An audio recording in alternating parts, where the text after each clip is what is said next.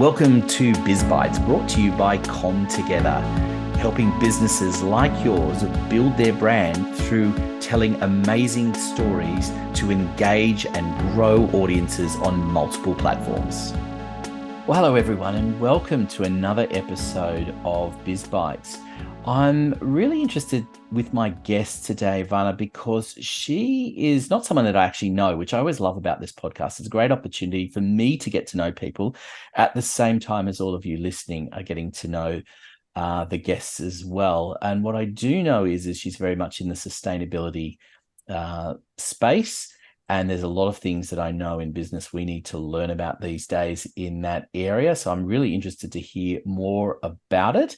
So first things first, let you introduce yourself properly to the audience. Thank you, Anthony. It's great to be here. So my name is Evannah Jayne. I'm the founder and CEO of Terran Industries. We effectively outsource your green transition. So acting as an outsourced sustainability team, we provide end-to-end strategic solutions from holistic strategies to supply chains, implementation, emissions reduction, and climate adaptation. So from everything you could possibly need in the climate, sustainability, and ESG space, we can do it with you and for you. And that is a lot. That's a lot of territory to cover.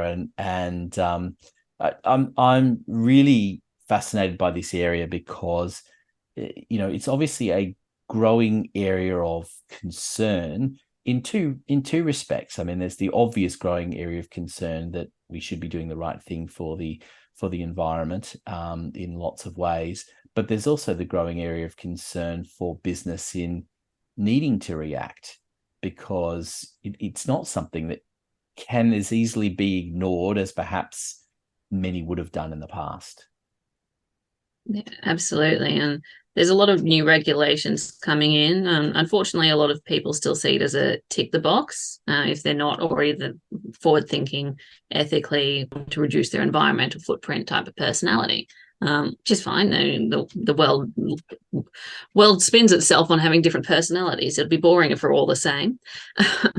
But sustainability and ESG, it's an area for business that is actually beneficial to the bottom line. And that's a huge misconception that surrounds the industry at the moment, is that sustainability solutions are more expensive, when in fact they're either cost comparative or cheaper, depending on the individual solution. So taking the time to actually implement the solutions and invest in future-proofing your business is a huge advantage to your bottom line. You reduce costs, you reduce overheads. Supply chain resilience is a huge aspect. And if you look at anything today that's made of plastic, plastic is fossil fuels, which is a finite resource. And at the end of the day, that's what it comes down to, is future-proofing your supply chain in something that is actually regenerative. There's a lot to unpack here. And I want to start with a simple part, though. Now, whilst I know about it only probably in recent times, to be fair, an understanding of ESG, but it's one of those acronyms that people hear a lot about, and I'm not completely convinced that everybody actually knows what it stands for, let alone what it means. So if I can throw that huge task at you to kind of unpack that a little bit first, so we can then go a little bit further. Absolutely. So ESG stands for environmental, social, governance. It's a global framework that encompasses everything within the businesses for environment. So your environmental footprint, how you behave with the world around you. Social is more community-based, socially, ethically based, doing the right thing by your clients, customers, employees. Governance is all the stakeholder side. So compliance with law, stakeholders, how you interact with the stakeholders really is the primary one for that. But keeping in the boundaries of everything from geopolitics to what's going on the ground level in legally within communities as well. So how you interact with them, which actually then goes back to crossing over with the social. So a lot of the things with ESG, a lot of people look at them separately, whereas in fact they are all interconnected, which is why if you do one, it's economically beneficial to do all three. And I think that's the interesting part, isn't it? Because sustainability is not the S in the middle for anyone listening that didn't get that. But sustainability is something that kind of does flow across all three of them, those aspects, doesn't it? Yeah, absolutely. It's one of those things that you can't have one without the other. And we're looking into one industry at the moment, which is very focused on the governance aspect, because by nature of what they do, they have a huge negative impact on the environment. So they're trying to compensate by going by the book on the governance. But it doesn't really balance out. And it's very interesting having those conversations, because they cross over to the point where even the little details of each category interact with all the details of the other. Yeah, and I think that's it. I suppose that's the interesting thing here, is that you've got businesses that know they need to go into this space because of all of the regulations and things that exist there, but go in with, as you say, an attitude that perhaps it's going to end up costing them more, which actually it does. That's not completely true, particularly when you look at the whole space and all of that in one go. But it is a big undertaking. It's not something, this is not a 5-minute exercise in working with a business to unpack this and say magically now you've ticked that box. There's quite a lot of effort, and I think people perhaps underestimate the amount of work that's involved in and the impact that makes in actually doing that. Yeah, absolutely. And that's one of the things we come across a lot. A lot of people presume they can tick a few boxes and they're completely ESG compliant, which is quite frankly impossible. Like with a sole trader, a micro business might have less things to do to meet the requirements, but realistically, it's a transition. Especially larger industries, multinationals, heavier industries, it can take years to strategically implement effective solutions throughout global operations. And a lot of that is due to the fact of how the industry was set up in the first place. And we work very closely with the import-export, freight and logistics sectors. Now, that industry is centuries old. Like, they set up the way they were years and years ago, and that's just how their operations evolved. And they evolved with their times. Like, it's not something we can say, hey, you set up wrong in the first place. They were setting up in the most efficient means they knew possible at the time of setting up hundreds of years ago.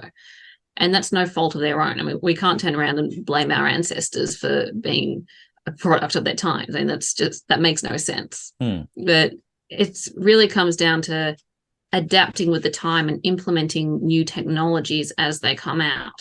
So having that transition there over the time frame that'll actually benefit the business and benefit the industry is most important. And that's why we do what we do. Our prime service is what we call sustainability as a service. So we work with businesses on a flat monthly retainer model to help them implement solutions over a time frame which actually benefits their business. Yeah, I think that's such an looking important at new idea, technologies, isn't it? Yeah, sorry to interrupt. Yeah, so that is where the important absolutely. idea is it has to work with their business as well, because it's if this was just being thrust upon them, you'd send a lot of businesses broke very quickly. Yeah, absolutely. And it is one of those things. It is investing in the future. It's investing in the economic sustainability of your business, to put sustainability on the term that most businesses are familiar with. And having that ongoing implementation is something that they can strategically execute solutions at the time frame which would be most beneficial. You know, we often start with a few small, quick, easy wins. Like, a lot of people can be scared of sustainability. It's too big, it's too complicated, I don't know where to start. It's like, okay, start with the small things. And that way, like, having a few small, quick, easy changes that don't affect the operations. That's the other thing that people are scared of. Sustainability will disrupt their entire operations and they won't be able to do anything. But having those small, easy, quick wins first allow some sustainability solutions to be implemented that people realize, like, oh, that wasn't too bad. Okay, what else can we do? So after we start with the client, we'll start with quick, easy wins, and then we'll look at what's their biggest pain point in sustainability? What's their biggest environmental impact at the moment? So we start on that project and we'll work with them. We provide project management and implementation support. We'll work with whichever departments are needed within the client's organization and help them strategically execute a more sustainable solution to that particular pain point. And once that project's been completed, we'll start on another one. So it is that one at a time approach rather than disrupting everything all at once, because that, I think, in any change management organization, doing too much at once, it can be catastrophic. So let me ask, there's two questions I wanted to ask you about all of this, but the first one is really that if you're coming into a business, how is it that you know, I mean, well, because you wouldn't know more about that business than the actual business itself. So your expertise is really in trying to find the sustainability part about it, about all of that. So you're very much working with businesses, aren't you? This is not a case of you come in and you'll just do it all. Yeah, absolutely. So yeah, they know that their business is better than we do. I mean, that's a no-brainer. I'm not going to pretend I know the ins and outs of an industry I'm not familiar with, but I can identify sustainability pain points and how to reduce the impact. So one of the other thing we do when we start with a business is to collect the data on where they are in their sustainability journey. So we've developed a couple of tools to figure that out. So the first thing we do, we have a sustainability self-assessment tool. It's simple, easy, 13 questions, multiple choice. Easy, quick, anyone can fill it out in a few minutes. So that's the first part. After that, we have also developed our own impact measurement framework, which is a 42-point implementation measurement system to see exactly where a business is in that particular point of their sustainability journey, and how it interacts with the business. So I'm not sure if you're familiar with the Sustainable Development Goals implemented by the United Nations in the Paris Agreement, but we've based our framework in a similar style to that. Right. I don't know it as intimately as you would, more for sure, and I'm sure I can speak on behalf of all of our people listening in that they're probably feeling the same way.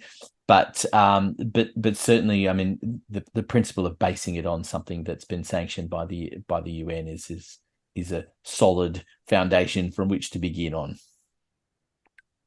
Yeah, absolutely, and the great thing about the United Nations, they've done a lot of work already as to what can be done and the solutions that are available. So taking the data they have developed over the last several years, and we take that data and look at it to how it could be implemented within a business.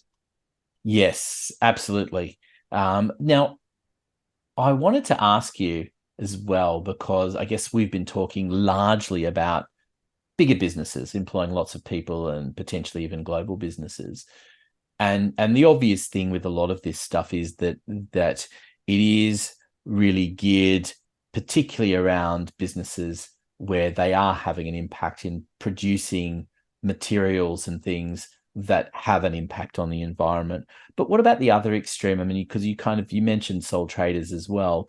What about where you've got smaller businesses that might be one person, it might be only a small group of people, and they may not even be they may be more service provision than anything else. There's still things that can be done, aren't there, that step them ahead of other businesses? Oh, yeah, absolutely. And sustainability is industry agnostic. Yes, a smaller service business will have less of an environmental footprint than a freight business. But every little bit counts. I think as I mentioned before, when we start with the business, we look at a few small quick wins. A lot of that is basic eco-friendly supply chain replacements or product replacements.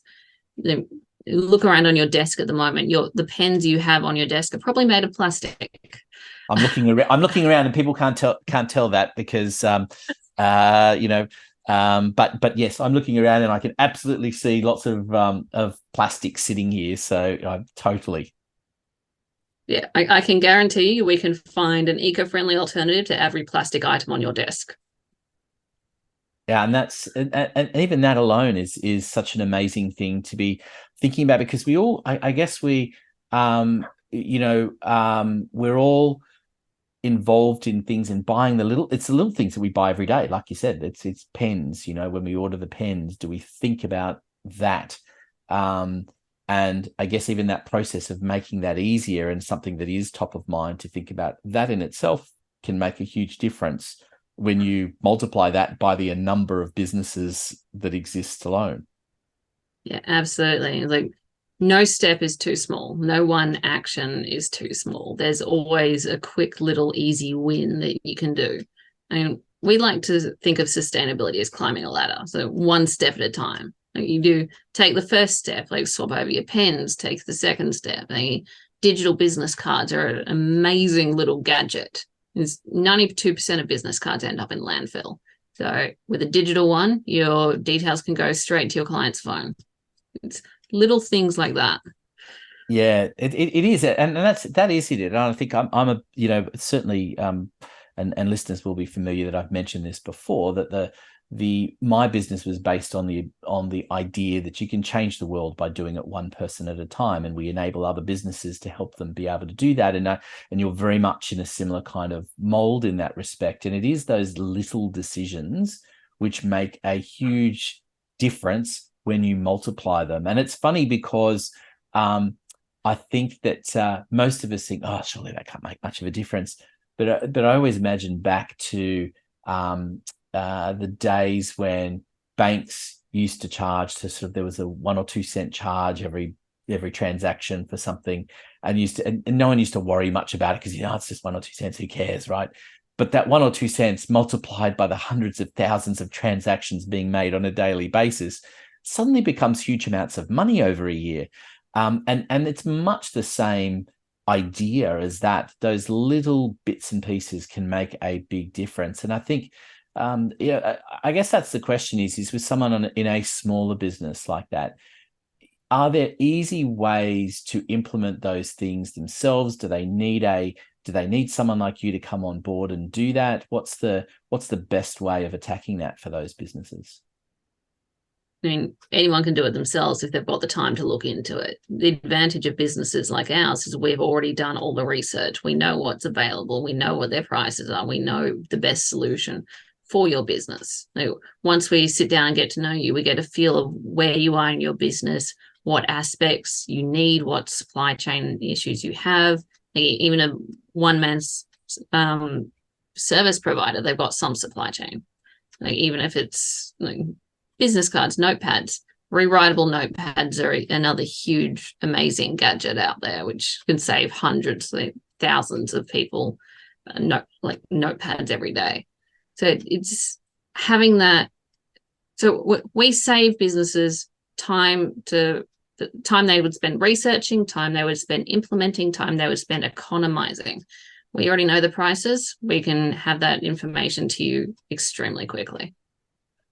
And I think that's a huge advantage. And anyone that is wanting to look into this space, that's, it's something that should be easier. And I think it's great that businesses like yours exist to be able to do that. And speaking of which, I wanted to delve a little bit into, because obviously this is a newish field in that this whole idea has come to the forefront in, over the last, I guess, 5-10 years in particular. But where did it all begin for you? Was this the area that you always wanted to go into? How did you find yourself in this space? Well, I had always been sustainability minded growing up. For me, it was second nature. When I entered the workforce in my early 20s, I realized other people didn't have a clue. And to me, it didn't seem logical. I mean, okay, yes, I've always been someone who cares about the environment. A lot of people are. But moving forward from that, the idea of environmental destruction for the sake of simplifying profits, I mean, look at what's happening to climate change at the moment. With climate change at the moment, that's exactly how that got started, because of people looking for profit over long-term economic sustainability. And it reminds me of a comic that actually came out last year. father and son just sitting in the middle of a chopped down wood forest, just lighting a fire over a can because that's all they've got left. And the kid just asking his father, it's like, how did we come to this? And the father just basically says, well, we made a lot of money for shareholders. It's quick short-term economic insights for something that can just blow out of proportion. And look what's happening in the Northern Hemisphere at the moment. The world is on fire, literally. Yeah, it is these little things that are going to have a long-term impact. And again, I think that's the hard part is getting that perspective for people. But I'm fascinated with all of that. So how is it for you? Was it just a generational thing? Was it because of what was happening at school or other or peers, or how did you fall into that? How did you fall into line with that being such a passion of yours in the first place? Well, my mother was part of the hippie generation, so that was probably an influence. But just when I did enter the workforce, for a while I was at a company that claimed to be sustainable. But it was in the secondhand industry. There was a lot of donations coming in that were being kept out of landfill, and they were being resold for charity. But at the end of the day, 70% of donations went to landfill. But the company prioritized and promoted what they were saving. And that's what we call greenwashing. And there's new regulations coming in about greenwashing at the moment as well. Like saying you're doing something sustainable when in fact it's a cover up for something that's even worse. And the loose sense of the terminology. There are a few different variations of it, but the clothing giant H&M, for example, like they have, despite the ethical slave labor in their supply chain, they have implemented a buyback scheme so people can return their clothes to them when they don't need them anymore or don't want them anymore. But it was actually recently revealed with that buyback scheme that those clothes just went to landfill or third world countries anyway, or got burnt. So realistically, it didn't actually solve anything. The end consumer thought they were doing something good by returning it, but the corporate at the other end just decided, and it's like, no, it came back, not our problem anymore. We'll just get rid of it. And that's another huge example of greenwashing. Yeah, and it's not a new problem, and I think that's the hard thing is that I've noticed from a marketing perspective over the years, one of my biggest frustrations is people fixate on what the message is that they want to deliver, and then do whatever they can to make sure that is deliverable.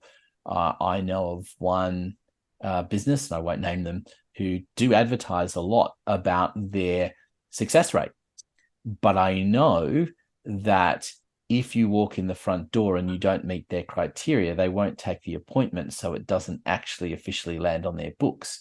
So to be able to say that they've got a, whatever percentage success rate is based on them not only dealing with people that they want to deal with, which is just a matter of changing their messaging that would be a lot more realistic.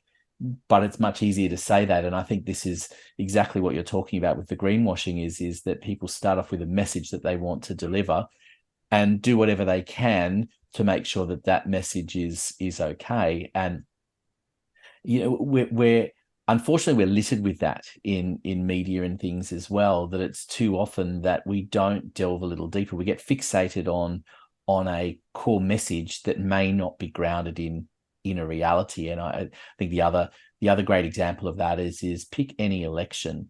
In the lead up to an election, we'll get fixated on swings in opinion polls.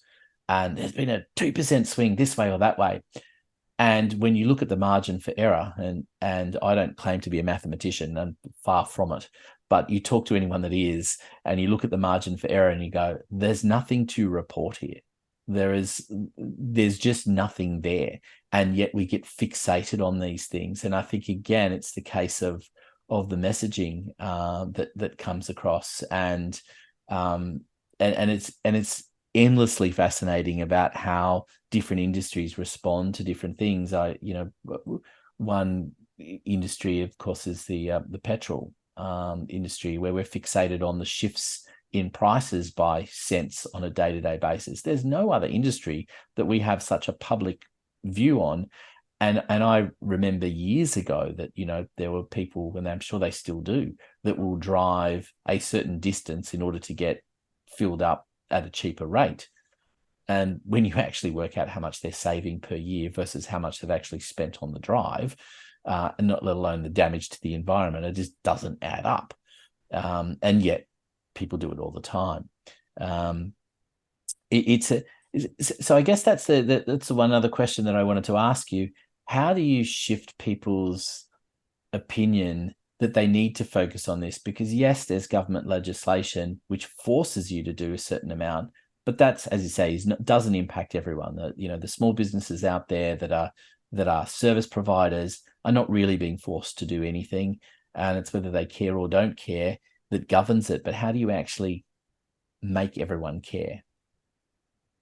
There is another angle which can work for almost every business, and that's the marketing angle.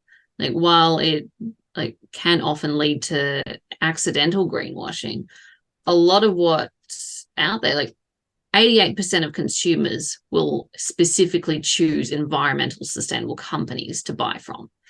And that number is growing higher every day. So if you want to actually be seen as a green business and actually attract the consumers, a growing number of consumers who will only source ethically, then you have to switch in order to actually stay alive to be able to serve those consumers.